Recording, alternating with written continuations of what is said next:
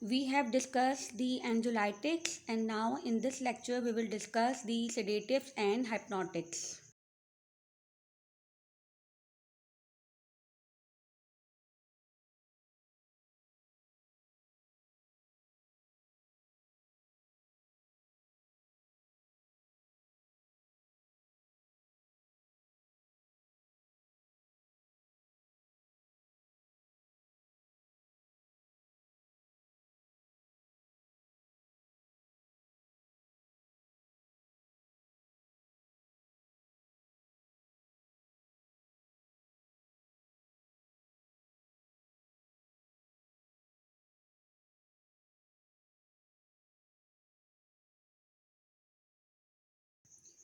As the name indicates, that it is basically a drug which is indicated as a major therapeutic use is to cause sedation, and this sedation is usually concomitant relief of the anxiety, and it is basically to encourage to sleep. So, a hypnotic is a drug that produces as much as the state of sleep that is resembled to the normal state of a normal person, normal sleep of a normal person. So, by definition, we can say that all sedatives and hypnotics have to induce sleep at higher doses. At low doses, they are mainly anxiolytics.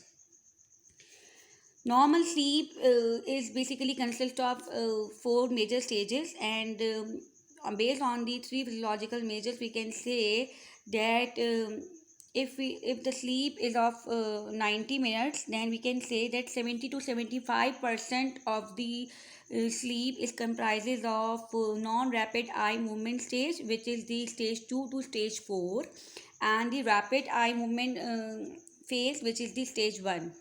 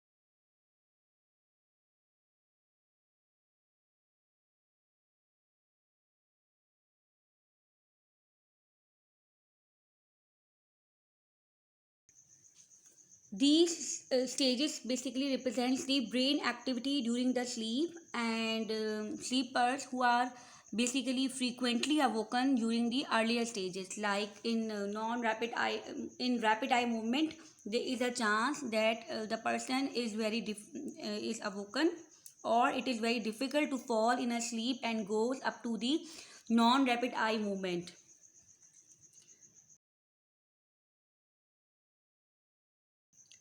People with insomnia may not get enough total sleep to accumulate the needed time in each stage.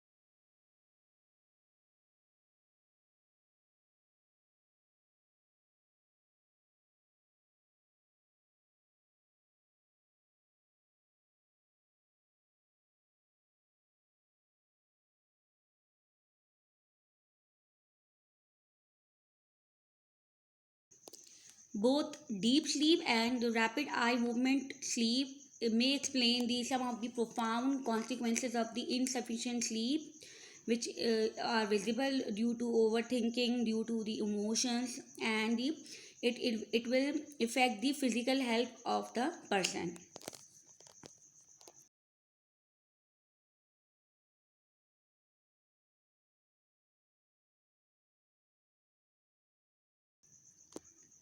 What are the properties of a good sedative and hypnotic to inducing the sleep?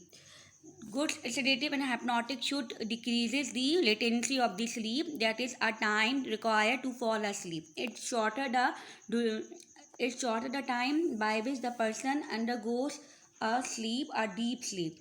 Then the duration of stage 2, which is the non-rapid eye movement sleep, should be increased, and the duration of rapid eye movement is has to be decreased.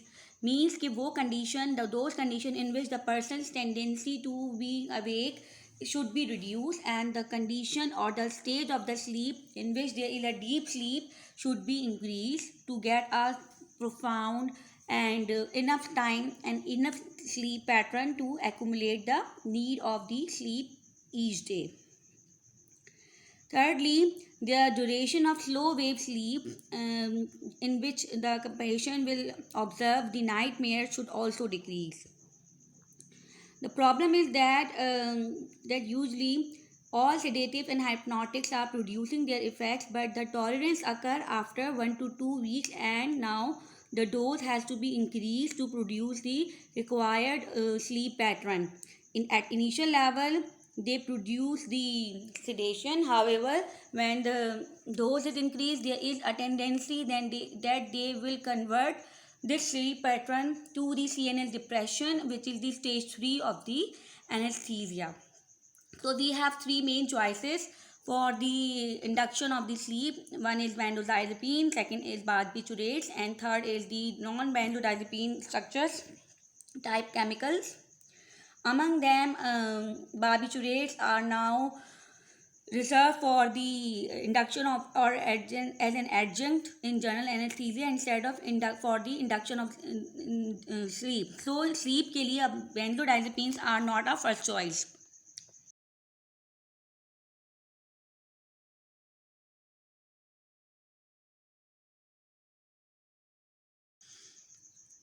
So these are some sedatives and hypnotics. Among them, benzodiazepines, we have four more common type of benzodiazepines: alprazolam and the oxazepam. We can say that these are the short-acting benzodiazepines, while diazepam is the long-acting diazepine, while triazolam is the shortest type of the benzodiazepine, having the duration is about rapid on about 2 to 3 hours. We're having the rapid onset and the short duration of action. Oxazepam is basically also come in the condition is a hypnotic, which is among the intermediate type of benzodiazepines.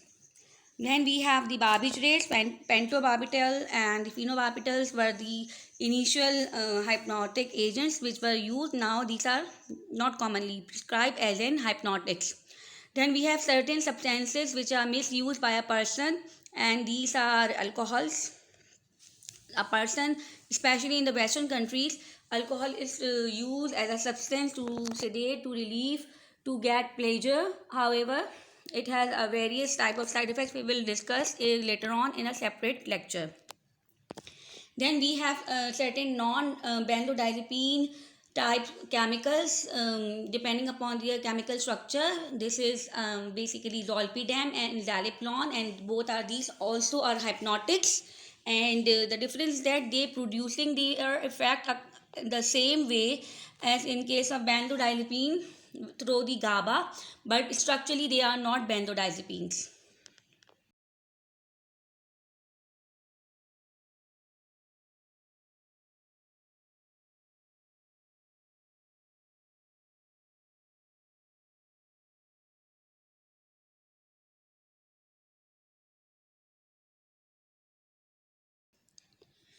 The main rule is that all of the anxiolytics or sedatives should be used only for the symptomatic relief, and these drugs should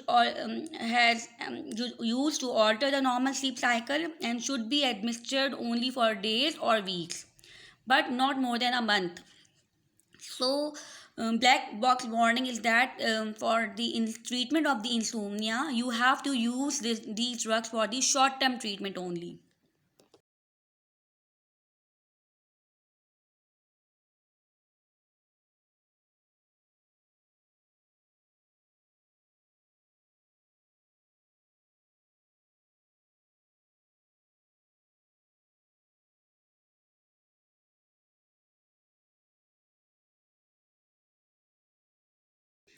if we compare the newer sedatives and newer hypnotics, that we can say that newer barbiturates and newer benzodiazepine type compounds, then we have glutathione and meprobamate and zolpidem and zaleplon, but they basically differ in their effects and therapeutic uses, and they do not produce general anesthesia. And the advantage is that they do not have the abuse liability. What are the mechanism of action? Basically, they are responsible for producing their effects on the sleep by stimulating the GABAergic system. Both benzodiazepine and barbiturates are affecting the GABAergic system in a different way. What is the way?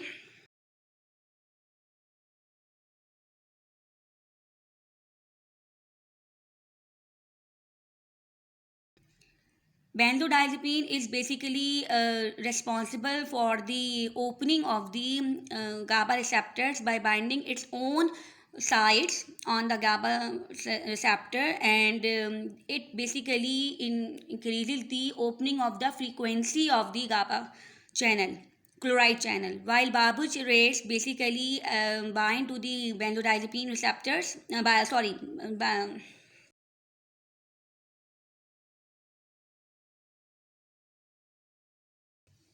barbiturates bind to their separate receptor binding site as compared to GABA as well as benzodiazepine. उनकी binding site पे GABA bind नहीं होते barbiturates, but they either activate directly the GABA action on the chloride channel and bind to the receptor subunit, which is different from the benzodiazepine and GABA, and responsible for the prolonged opening of the chloride channel. यानी ये duration of the opening of the chloride channel ज़्यादा बढ़ाते हैं, इसकी वजह से membrane hyperpolarization ज़्यादा होती है. Furthermore, it also activate the GABA receptors, binding of the GABA to its GABA receptors. So in both ways, it has more CNS depressive effect as compared to the benzodiazepine.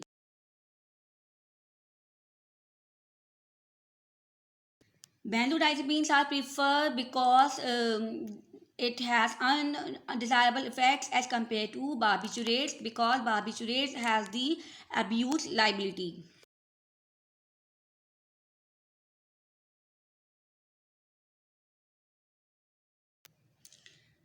These are few examples: diazepam, chlordiazepoxide, triazolam, lorazepam, alprazolam, prazepam, and we have discussed that triazolam is of short duration, and alp is basically alprazolam is most commonly used, and lorazepam is also commonly used to induce anxiety and as well as for the insomnia.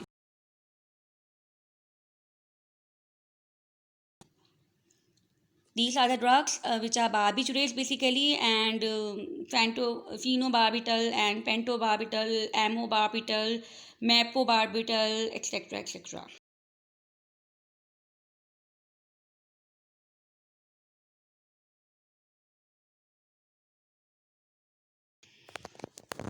What is the normal cycle? Basically, normally when these drugs are starting, they initially relieve the anxiety and producing the calming effect. Then this calming effect is followed by the sedative effects, that is more exerting more calming effect with slight effect on the motor and the mental function. Then we have the hypnosis, which is the complete deep sleep, drowsiness, and it basically induce the state of sleep in a person when it is using. So hypnotic effects involves mainly pronounced depression of the central nervous system as compared to sedation, and basically this can be easily achieved with most of the sedative drugs simply by increasing the dose. When the dose is continue or dose is increasing, or even in case of for example barbiturate, at the same dose of the hypnosis, the same dose with can be produces the confusion, delirium, and ataxia, and lead to the surgical anesthesia. This can be followed by the coma and the death. How this all working? We can now compare a graph in which we have a dose response curve, and you can see in this we have three types of drugs. One is barbiturates, representing in this graph by yellow line, and we have the ethanol representing by pink line, and we have the benzodiazepine representing by green line. If we talk about the dose, the barbiturates has the narrow therapeutic index, and basically the small dose which is required for the sedation, slight increase in the small dose will lead to the coma or the surgical anesthesia with the continuous CNS depression, which lead to finally respiratory depression and death. In case of benzodiazepines, the dose response curve is very wide, and you can say the anxiolytic and sedative dose is different as compared to the its anesthetic dose, which is actually the doubling of the dose. And at the maximum dose level, we can see that there is no respiratory depression and there is less chances of the death. While in case of ethanol, the initial effects are basically producing at the higher doses. The dose response curve of the ethanol is somewhat similar with the barbiturates, and you can observe the similarity that only the dose response curve is shift from the higher doses. It means ethanol blood concentration should be enough or should be of chronic use so that these effects are produced, but these effects are similar with that case of the barbiturates. This is the checking of the doses. In this, we can observe that barbiturates will induce the dose at the lower dose coma. If they are producing coma or anesthesia, the dose is different as compared to benzodiazepine.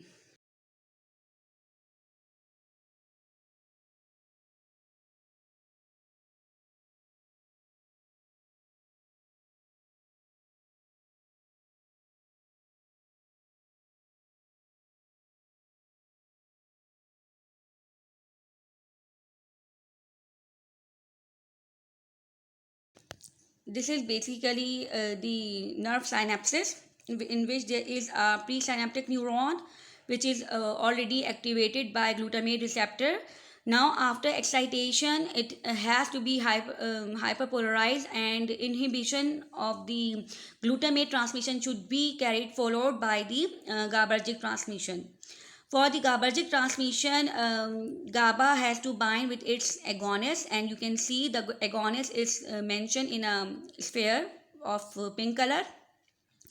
GABA bind with its own binding site on the GABA receptor, and it will stimulate the chloride channel, and it is a normal physiological phenomena. However, in case of anxiety, in case of the hyperstimulation, in not the enough GABA is able to inhibit this cascade. So anxiolytic drug has been taken, and when anxiolytic drug are of benzodiazepine, then they will bind with their own binding site and will lead to the opening and will further stimulate the opening of the or the binding of the GABA with its own receptor. Ultimately, it result in the frequency increasing in the frequency of the chloride channels. It means कि बार बार open होंगे कि जो inhibitory effects है वो continuous तो नहीं है, लेकिन इनहिबिशन बार बार होगी, मीन्स कि क्लोराइड चैनल 2-2 सेकंड 4-4 सेकंड के बाद रीओपनिंग होती रहेंगी. Frequency of the opening of the GABAergic chloride channel is increasing. In case of barbiturates, what happened? They will bind with their own binding site, which is different as compared to GABA agonist or as compared to benzodiazepine. And this barbiturates will keep on remain the chloride channel open for a more time. It means कि जब barbiturates अपने binding site से bind होंगे, they will stimulate the receptor and they will stimulate and increase the duration of the opening of the GABA channel, chloride channel. Furthermore, it also decreases the reuptake of the GABA and inhibit the reuptake of the GABA and stimulate the more binding of the GABA agonist to its GABA receptors.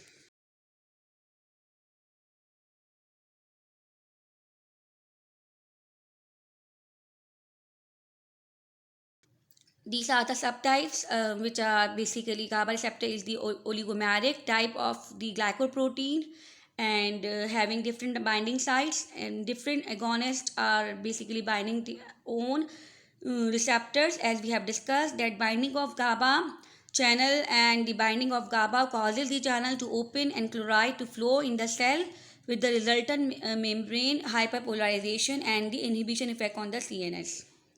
So mechanism is that the difference is that the increase in frequency is done by the benzodiazepine, and the increase in the opening time of the GABAergic channel is done by the barbiturates.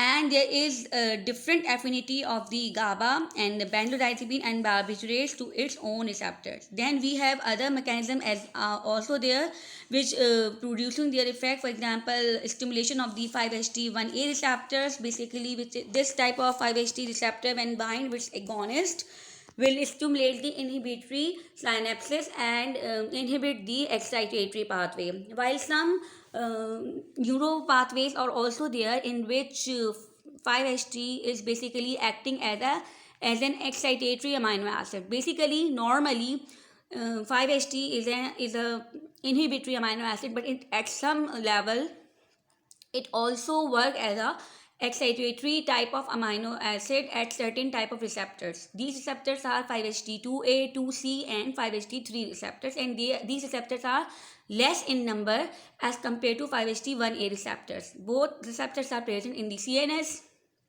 So if 5-HT2A, 2C and 5-HT3 receptors are blocked, then they again inhibit the excitatory pathway and producing the relaxing and calming effect and anxiolytic effect.